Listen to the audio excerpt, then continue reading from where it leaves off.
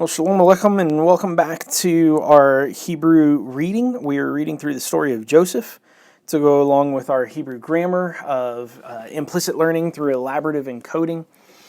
This lesson that we are discussing and that hopefully you've watched the other video on regarding the grammar and you've read from the textbook is concerning what we call the hallelujah principle.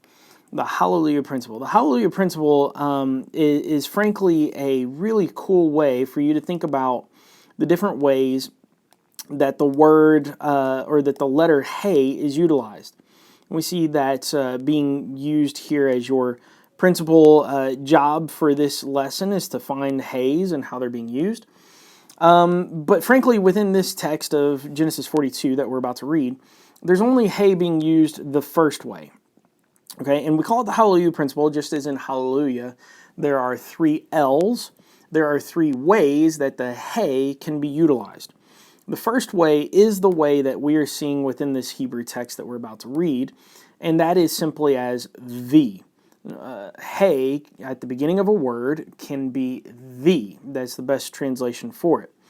The second way that you could utilize the hey, which is not in this text, is over here.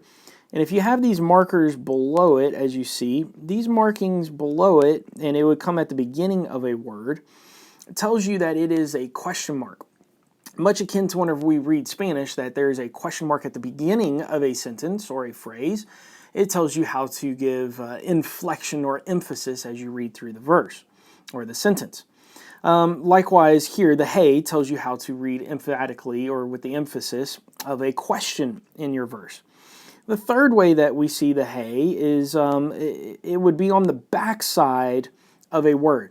And we saw that in, I think it was either the prior lesson or the one before that we had the word Mitzrayim Mitzrayim. Of course, Mitzrayim means Egypt, but if you have a hey on the backside of it, well, that's not how you spell Egypt.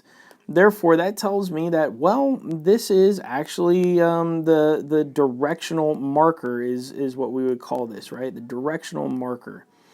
And so I want to encourage you to look for those, but nevertheless, within this text, we're only going to see the very first type, which is hey as the word the.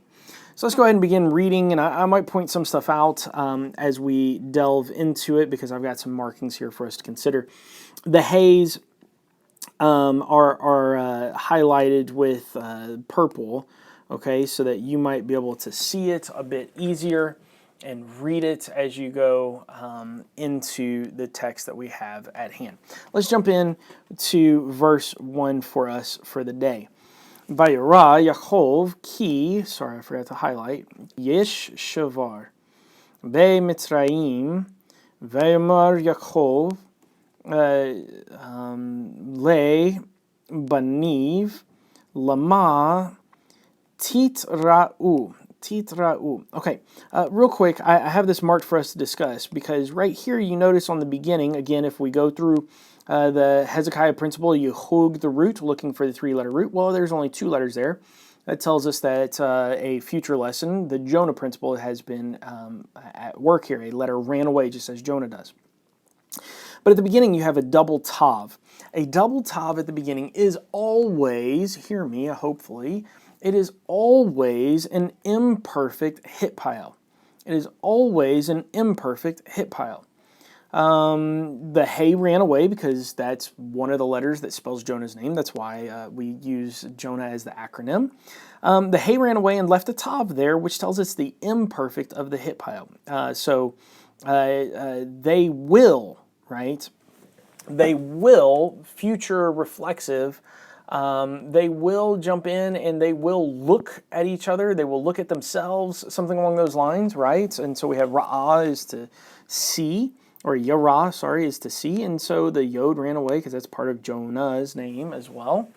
In the ra'ah, okay, so the hey, I'm sorry, I said yod, it's the hey ran away. Apologies.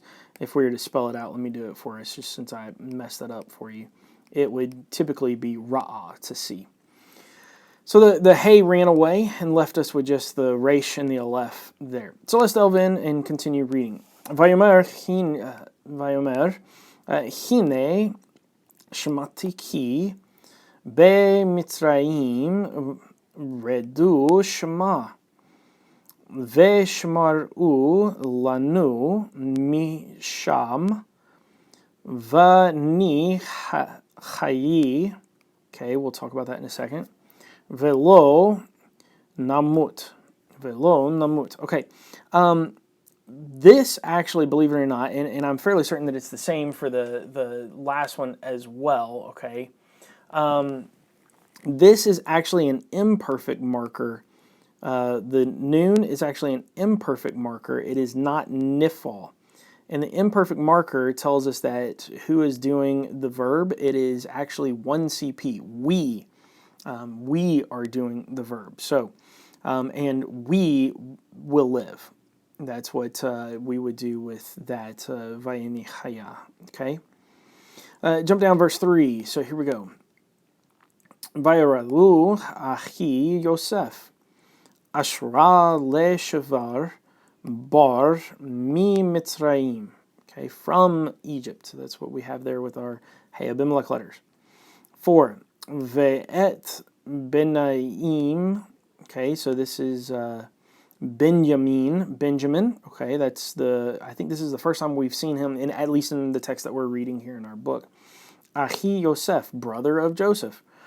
Lo shalach, and that's our verb, okay, Yaakov, et achiv ki amar pain yakrayinu ason, okay, so there we have Jacob is sending them, okay, and he's sending them, and they're sent to say this is what is going on in our land, and so that's what we're about to have happen here.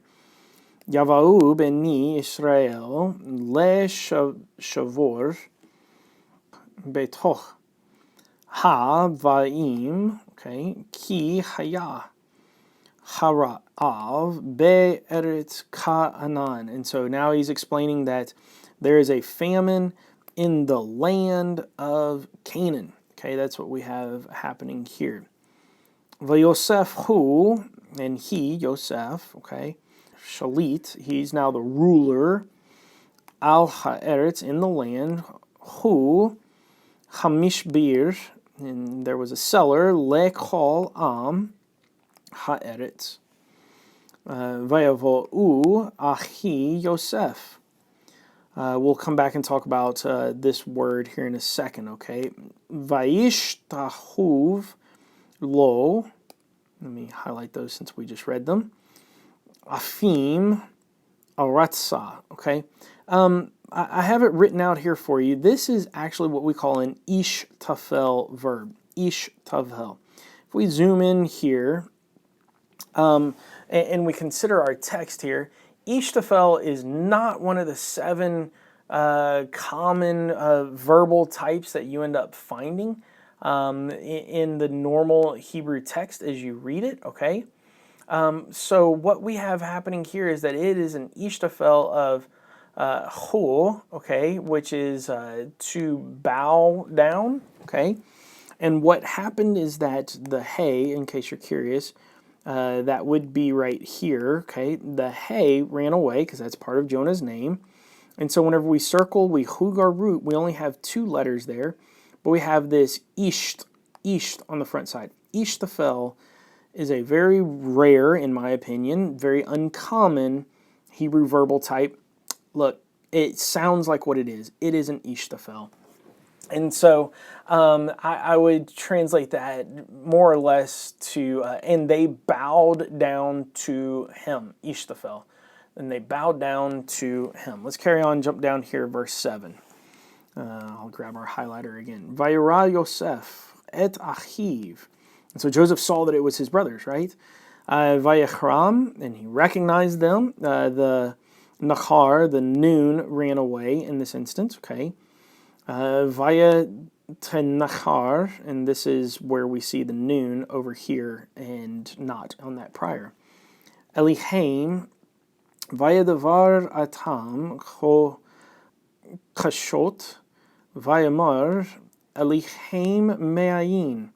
Ba etam. Vayamar me'eret Canaan le shavar okel.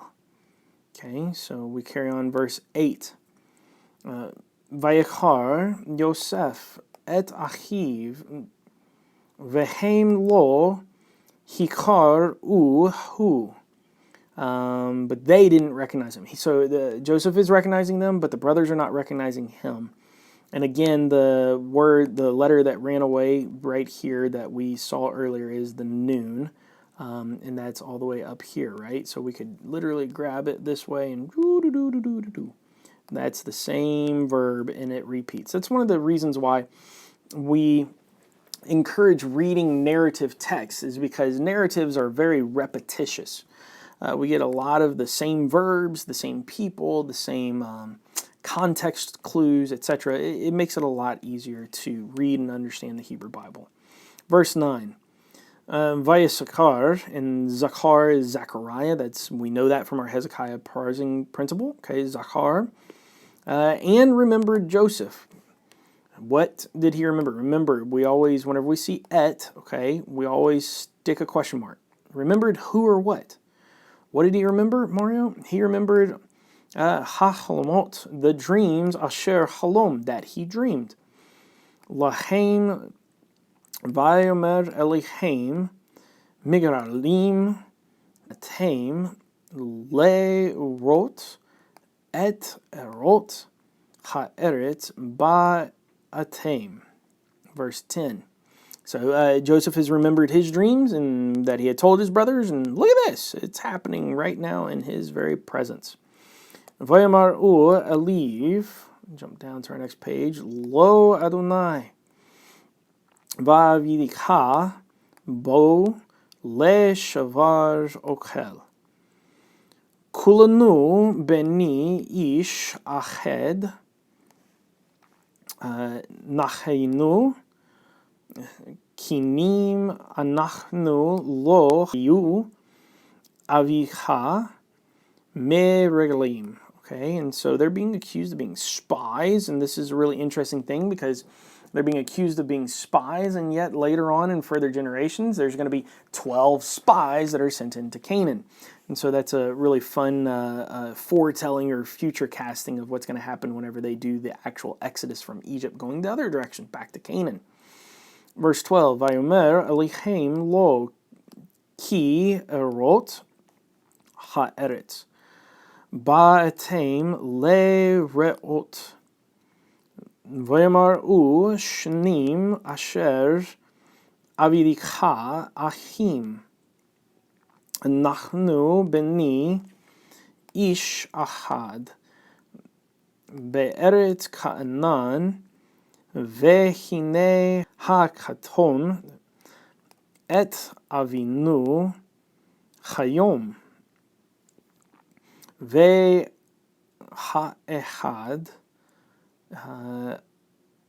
einu.